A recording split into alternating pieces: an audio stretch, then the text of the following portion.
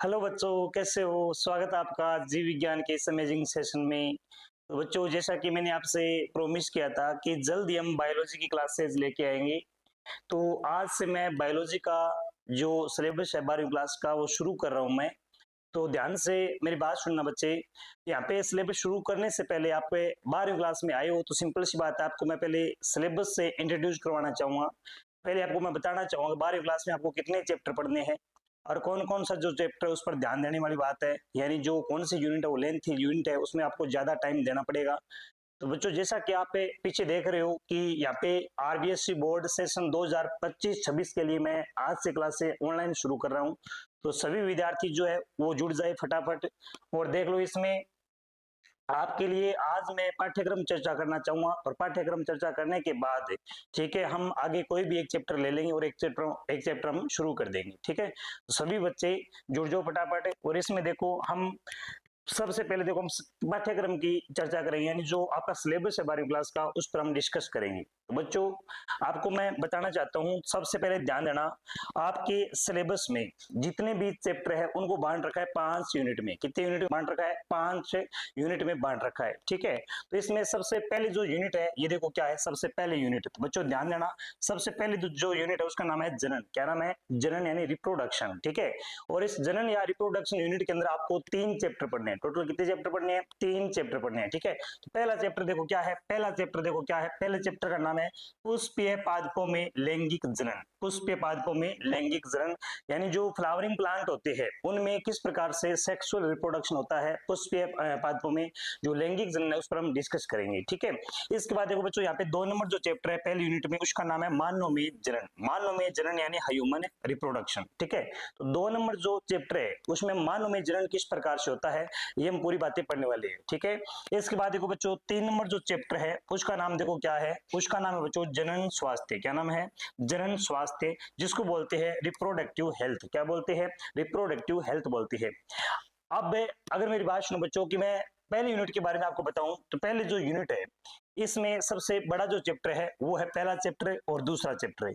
और ये जो तीसरा जो चैप्टर है ये बिल्कुल छोटा चैप्टर है। समझे क्या मेरी बात? लेकिन पहला जो चैप्टर है यहाँ से हो जाता है बहुत ज्यादा इंपॉर्टेंट हो जाता है। ठीक है, इसके बाद दूसरा जो चैप्टर है ये भी बहुत ज्यादा क्या हो जाता है? इंपॉर्टेंट हो जाता है। ठीक है, ये दोनों ही चैप्टर लेंथी चैप्टर है और यहाँ से आपको बहुत कुछ पढ़ने को मिलेगा। ठीक है, तो ये बात है। इसका मतलब ये हुआ भी पहले जो यूनिट है इसमें तो कितने चैप्टर पढ़ने हैं? 1, 2 और 3, यानी 3 चैप्टर आपको पढ़ने हैं। ठीक है, इसके बाद देखो बात करूं मैं यूनिट जो सेकंड है उसकी। तो बच्चों ध्यान देना, यूनिट सेकंड की अगर मैं बात करूं तो यूनिट सेकंड में देखो कितने, यहाँ पे यूनिट जो सेकंड है उसका नाम क्या है पहले ये देखो, आनुवंशिकी तथा विकास। ठीक है, जेनेटिक्स एंड इवोल्यूशन, आनुवंशिकी तथा विकास, ये यूनिट का नाम है। इस यूनिट में बच्चों टोटल आपको चैप्टर पढ़ने हैं 3। कितने चैप्टर पढ़ने हैं? 3 चैप्टर पढ़ने हैं। ओके, तो इसमें देखो 4 नंबर जो चैप्टर उसका नाम क्या है? 4 नंबर चैप्टर का नाम है वंशागति तथा विविधता के सिद्धांत। बताओ बच्चों क्या नाम है? वंशागति तथा विविधता के सिद्धांत है। इंग्लिश में क्या बोलेंगे? Principles of inheritance and variation. ठीक है, तो ये हो गया। इसके बाद देखो जो 5 नंबर जो चैप्टर है इसका नाम क्या है? इसका नाम है वंशागति का आणविक आधार। वंशागति का आणविक आधार यानी मोलिक्यूलर बेसिस ऑफ इनहेरिटेंस, यानी वंशागति का आणविक आधार पढ़ना है। ठीक है, यानी डीएनए, आरएनए, इन सभी के बारे में पढ़ना है। इसके बाद देखो बच्चों, अगर मैं बात करूं 6 नंबर चैप्टर की, तो 6 नंबर जो चैप्टर उसका नाम है विकास। क्या नाम है? विकास, यानी इवोल्यूशन है। ठीक है, तो ये देखो 6 नंबर जो चैप्टर इसका नाम क्या है? विकास यानी इवोल्यूशन है। ओके बच्चों, अब मेरी बात सुनो भी। अगर मैं बात करूं यूनिट के हिसाब से, तो यूनिट के हिसाब से जो यूनिट इंपॉर्टेंट हो जाती है आपके लिए वो हो जाती है बच्चों यूनिट सेकंड। क्या हो जाती है? Unit second.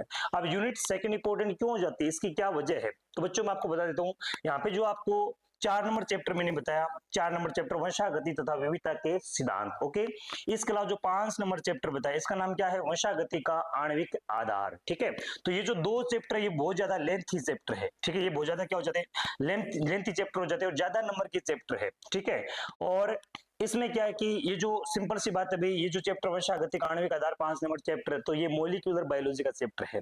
Molecular biology simple सी बात है, इसमें आपको थोड़ी बहुत दिक्कत जरूर होगी, लेकिन हमारी क्लास में दिक्कत जो बिल्कुल नहीं होने वाली है। ठीक है, घबराने की जरूरत नहीं है। इसके बाद देखो बच्चों, तो ये देखो मैंने बताया कि भी यूनिट जो फर्स्ट है इसमें देखो कितने चैप्टर पढ़ेंगे? 3 चैप्टर, पहला, दूसरा और तीसरा। इसके बाद यूनिट जो सेकंड है इसका नाम याद रखना, इसमें कितने चैप्टर पढ़ेंगे? 3 चैप्टर, चौथा, पांचवा और छठा। ओके, तो यहां तक किसी को कोई दिक्कत है क्या? नहीं है भाई, ये समझ में आ रहा है कि अभी पहले जो यूनिट है उसमें कितने चैप्टर होते हैं, मैंने 3 चैप्टर है, और दूसरी जो यूनिट है इसमें कितने चैप्टर बताए, 3 चैप्टर है। ओके ठीक है, आगे देखो, आगे बात करते हैं।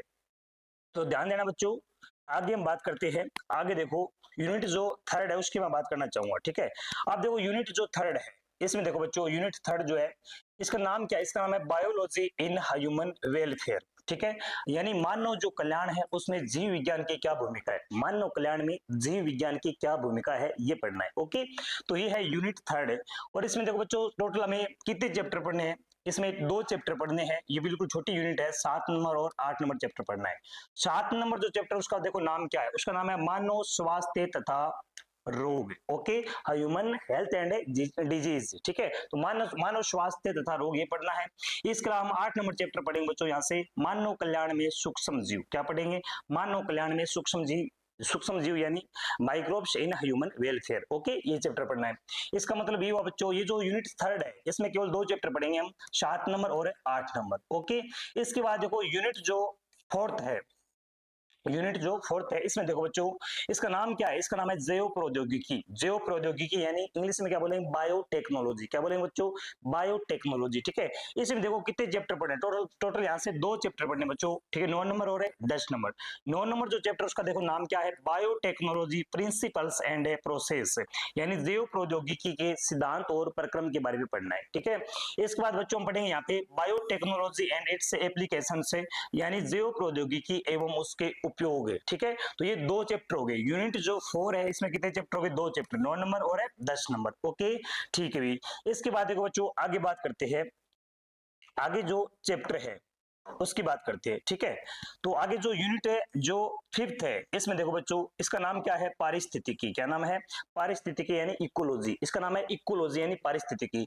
इसमें टोटल आपको 3 चैप्टर पढ़ने हैं। पहला यहाँ पे देखो भी क्या है, 11 नंबर चैप्टर है, 12 नंबर और 13 नंबर चैप्टर है। 11 नंबर जो चैप्टर उसका देखो नाम क्या है, 11 नंबर चैप्टर का नाम है जीव और समष्टियां। बताओ क्या नाम है, जीव और समष्टियां यानी ऑर्गेनिजम्स एंड पॉपुलेशंस, जीव और समष्टियां, ठीक है। इसके बाद देखो 12 नंबर जो चैप्टर बच्चों इसका नाम है पारितंत्र, क्या नाम है, पारितंत्र यानी इकोसिस्टम है, ठीक है। इसके बाद देखो 13 नंबर जो चैप्टर बच्चों उसका क्या नाम है, जैव विविधता, या मैं जिसको जैव विविधता भी बोल सकता हूं, एवं संरक्षण यानी बायोडाइवर्सिटी एंड कंजर्वेशन, ठीक है।